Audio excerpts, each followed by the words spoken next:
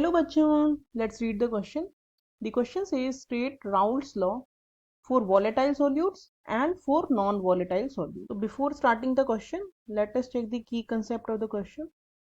The key concept of the question is that volatile solute means जो solute easily vapour में convert हो जाते हैं, दैट मीन्स जो इवेपोरेट इजीली हो जाते हैं उन्हें हम बोलते हैं वॉलेटाइल सब्सटेंसेस। अब वो सॉल्यूट भी हो सकता है या सॉल्वेंट भी हो सकता है या कुछ भी हो सकता है। तो the substances which evaporate easily are known as volatile. तो इवेपोरेट अगर वो इजीली होंगे तो उनका कोई ना कोई वेपर प्रेशर का वैल्यू होगा,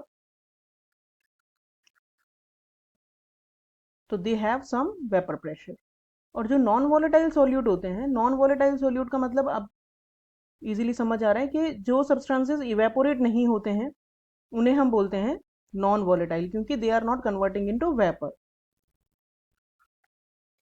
तो they are not getting evaporated. तो इनका जो वेपर प्रेशर होता है प्योर स्टेट में, जब वो ओनली सॉल्यूट हम है हमारे पास है, तो उसका वेपर प्रेशर होता है 0।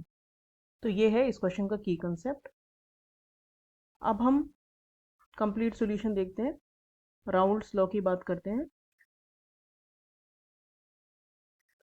तो राउल्ट्स लॉ के अकॉर्डिंग अगर हमने कोई नॉन वॉलेटाइल सॉल्यूट ऐड किया है, सॉल्यूट को हमने ऐड कर दिया सॉल्वेंट में, तो क्या बन जाएगा, सॉल्यूशन बन जाएगा।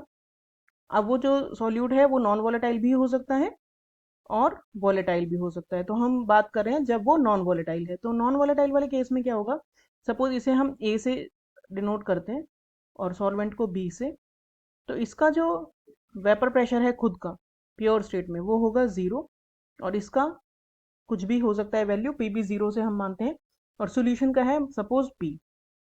तो अकॉर्डिंग टू राउल्ट्स लॉ जो वेपर प्रेशर ऑफ सोल्यूशन होता है तो वो होता है equal to the vapour pressure of the pure solvent multiply by mole fraction of the solvent. ये हो गया मोल फ्रैक्शन ऑफ सॉल्वेंट, और पी भी 0 है, पी भी 0 हो जाएगा vapour pressure of solvent in pure state. जब वो अकेला प्रेजेंट होता है तब उस कंडीशन में उसका क्या वेपर प्रेशर होता है वो दिखा रहे हैं हम पीबी नॉट से। तो ये है Raoult's law for non volatile solute. Suppose हमने वॉलेटाइल सॉल्यूट लिया, उसको हमने ऐड कर दिया सॉल्वेंट में, तो फिर से हमारे पास सॉल्यूशन बनेगा। लेकिन इस वाले केस में जो इसका वॉलेटाइल सॉल्यूट है उसका जो प्योर स्टेट में वेपर प्रेशर है वो 0 नहीं होगा।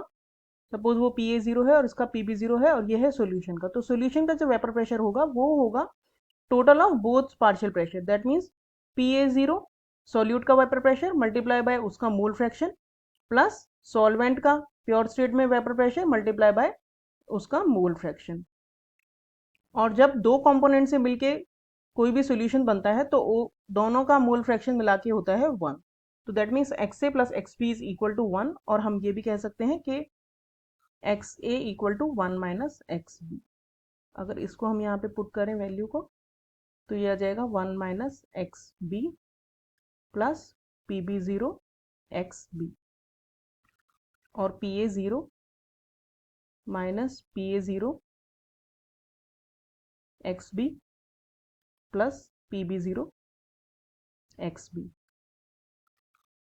या फिर हम इसे और इस तरह से लिखते हैं, पी ए 0 यहाँ पे हमने प्लस एक्स बी कॉमन ले लिया, तो ये हो जाएगा P B 0 minus P A 0। तो ये होता है Raoult's law for volatile solute. अब अगर इसी से हम डायरेक्टली फॉर नॉन वॉलेटाइल भी जा सकते हैं, कैसे, क्योंकि हमें पता है कि पी ए 0 फॉर जो नॉन वॉलेटाइल सॉल्यूट होंगे उसके लिए पी ए 0 0 होता है फॉर नॉन वॉलेटाइल। तो नॉन वॉलेटाइल सॉल्यूट के लिए उसका जो वेपर प्रेशर है वो 0 हो गया।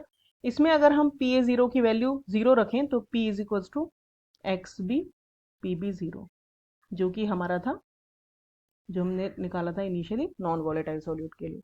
तो ये हो गया for volatile solute Raoult's law, और ये हो गया फॉर नॉन वॉलेटाइल सॉल्यूट।